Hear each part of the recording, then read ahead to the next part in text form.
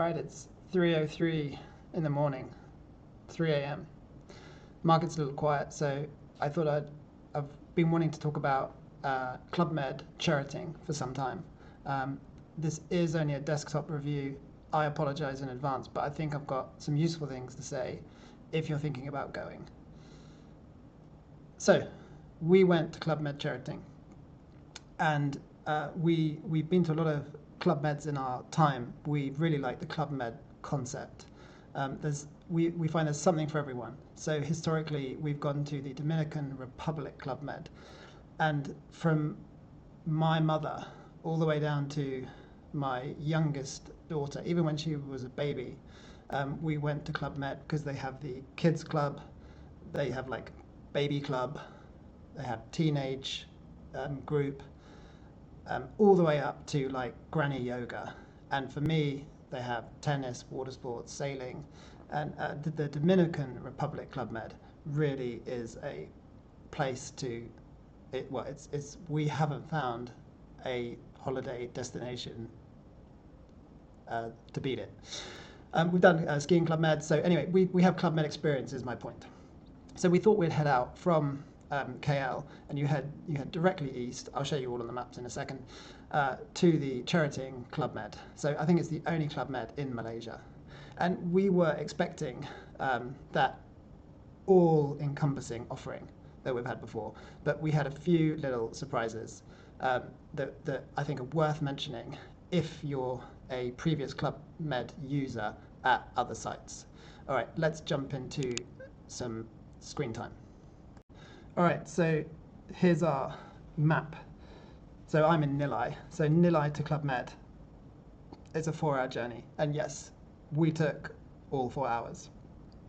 We had to drive up kind of through the eastern side of KL before heading out past Batu Caves on this road here. Now, we only went for 2 nights. I was fascinated with the drive. You go through the palm I don't want to say palm forests, the palm trees all lined up, it's farming, so the palm that's being farmed, the entire journey was pretty much palm, both sides of the road, and it fascinates me. We saw the large trucks with the palm like fruit on the back being taken somewhere, and in the canopy you can just see like rows and rows of palm, and I'm fascinated. Who harvests it? Is it manual labor? What machines do they use? Where does it go? How frequent is it harvest? I need to do this work because I need to understand, because it just looks like an amazing operation, and it is.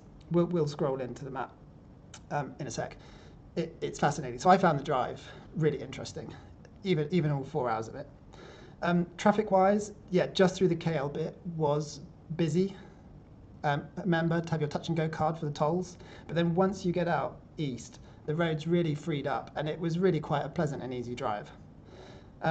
So you're heading off to this Kuantan place, and you kind of pass it on the north side, and then you kind of take this coastal road up into the Club Med here. So I've got a slightly better map here. So past Kuantan into the Club Med, and there's let's get rid of this guy. So you pull in, there's a car park up on this gravel. So if you've got someone with limited walking, drive down to the front gate, drop them off. This is what I did. I had it's just us. I dropped our bags and stuff, and then I drove back into the car park. Okay, and then, you're into this. Here's the car parks here, these two. And you come back, and it's a lovely open plan. These are fairly open underneath. So you've got restaurants here, you've got this whole poolside, really loads of space. You've got a distance pool here that you can do lengths in, and then more of a kiddie play pool around here. Very spacious pool area, really nice. The rooms were down. They look like they're like tiled roof. The structure is wooden and on stilts. Now, it does creak. So I always travel with earplugs, but I'm glad I had them, because if you're nearer the kind of exit route from the Club Med, you can hear the feet for sure, and the creaks in the boards, just something to be aware of. The rooms are on the small side. It wasn't a problem.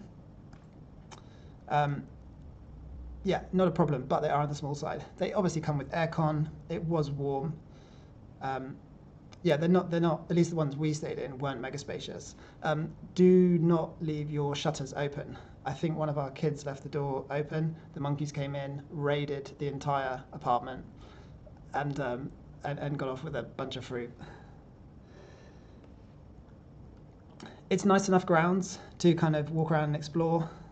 Loads of monkeys on this side, particularly in these high trees. The eating area, the main restaurant around the pool, really good food and well laid out, like a selection of all the cuisines you'd expect. I'd definitely say it was a high level of food. And normally at Club Med, it is a high level. The food is served at a high level. So that's a bonus. Right, on to the beach. So we took a walk. We walked down here, down here, down here. We just kept walking, kept walking.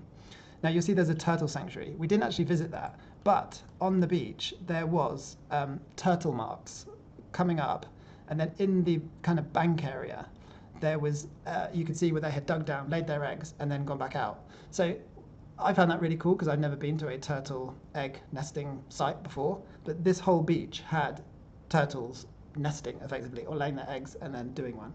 And the one of the security guards, I was like, oh, when was this? And he's like, oh, it comes in the night, lays the eggs and then leaves. And I think that's for the turtles' kind of safety. They do it at night. There's some island somewhere, isn't there, where all the turtles come at night to lay their eggs. We tried to swim in the sea. There were red flags up, but we went in anyway. And really quickly, a whole bunch of Club Med staff telling us to get out of the water. We couldn't understand why, because it was dead calm and we couldn't really see any threat. There was no jellyfish, there was no current, it was no problem.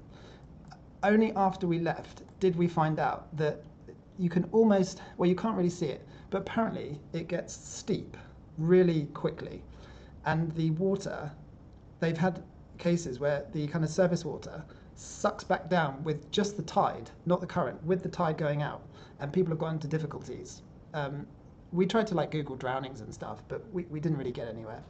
And apparently this is why you can't go in the sea. We found it really quite frustrating because we are a sea swimming family, and it's like the first thing we do in the sea, swim around, play in the waves, and they just simply would not let us.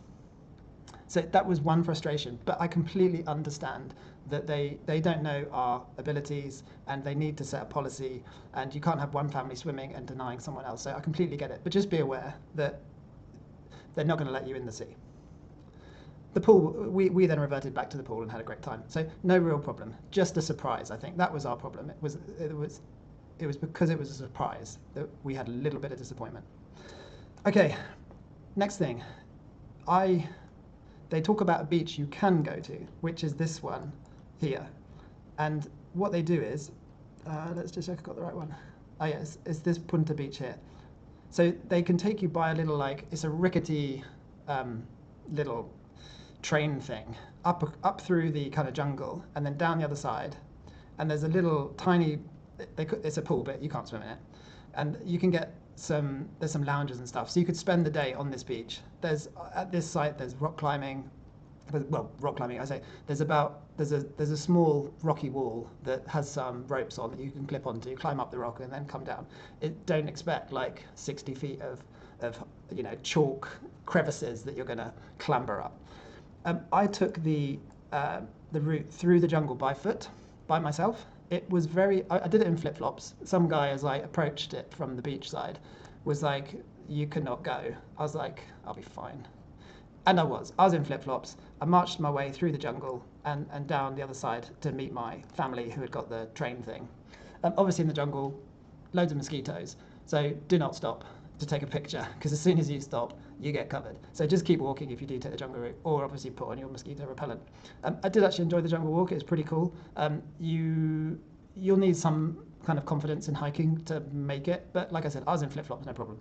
All right, so on this beach, they have a little beach area here. So there was some haciendas with lounges and so on, and then there's supposedly kayaks and this is the water sport place. And we thought, oh, maybe here is where we'll be let out into the sea. So once again, it was again, so we were shocked. There was a kind of a puddle, and the guy was like, we were like, oh, we'll take the kayaks, please. And as we headed out to sea, he was like, no, no, no, in the puddle. And we were like, oh, you cannot be serious. And he's like, yeah, yeah, yeah, you're not allowed out. So, I mean, my boy just messed about in this knee-deep puddle in a kayak. It was almost laughable. Because again, the sea was totally flat. There was nothing happening. You're in a kayak. It was a bizarre experience, and we couldn't really get to the bottom of it because they weren't kind of understanding our question. Why can't we go out? They just said cannot. Cannot was the answer.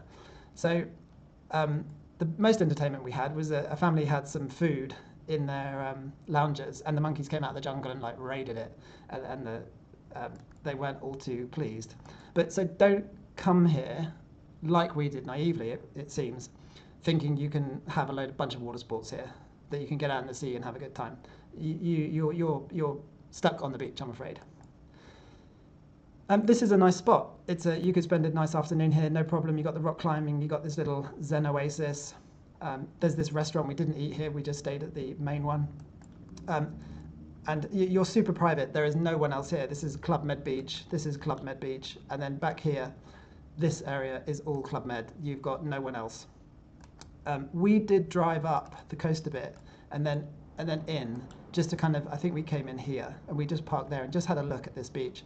And again, it just went super deep really quick, and we wonder if there's actually a legitimate issue with that current pulling you under.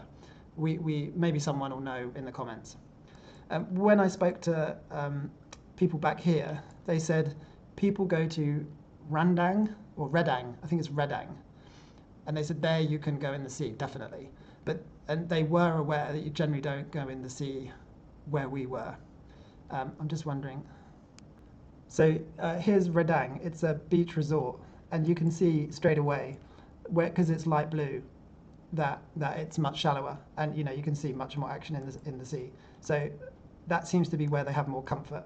So that is an island. Let's scroll out. Yeah, way north of Kuantan, which is where Cherating is. So your Club Med is there, yeah. Your Club Med is there, and your your Redang is way up here. So it's a place to come. If you're happy with the pool, you're happy popping over to this other beach, but not going in the sea. Good food. Maybe it's just a nice break from KL for the weekend. We won't go back because of the sea, not being able to go in the water. For us, it took away our expectation of enjoyment. Is that even a word? You get what I mean. Here's the Club Med Cherating Beach website. There's those stilt apartments that you get. I'll just tell you what's real and what's not. Yes, that is how it looks at the other beach. This is the other beach, so you can walk up here and you can walk onto this beach. That's true.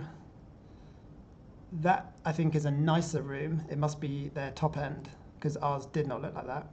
That's the Zen Oasis. I mean, that is a beautiful view, isn't it? You just want to jump in that sea.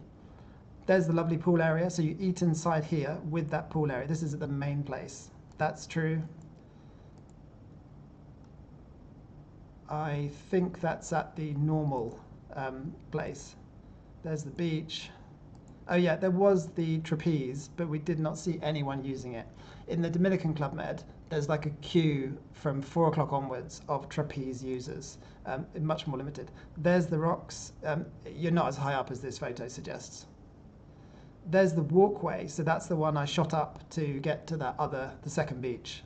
Like I said, it is fine in flip-flops, but you are going pretty vertical. Here's that little pond I described, and yeah, you can maybe lie on some stand-up paddle boards and do this sort of activity. We didn't see that happening while we were there.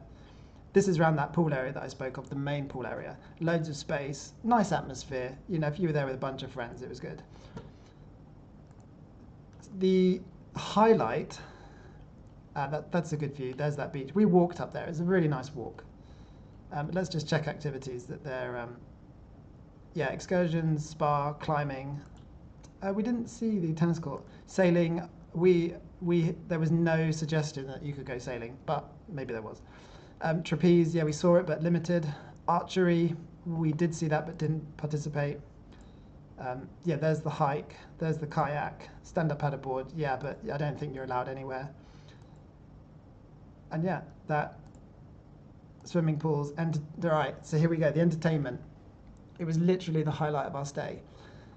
There was, so the staff at Club Med do a little show after dinner, like 8:30, 9, and each night has a different kind of theme, and it was really, really good. It was really funny.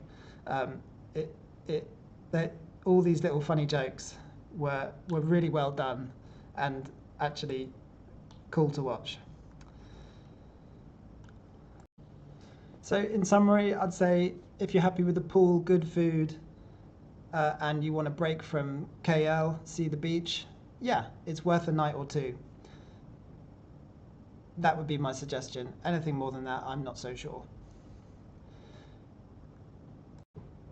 So yeah, just apologies once again that I didn't have my equipment while visiting the Club Med in Cherating, but I just hope that at least a little bit useful if you're thinking about going. That's it.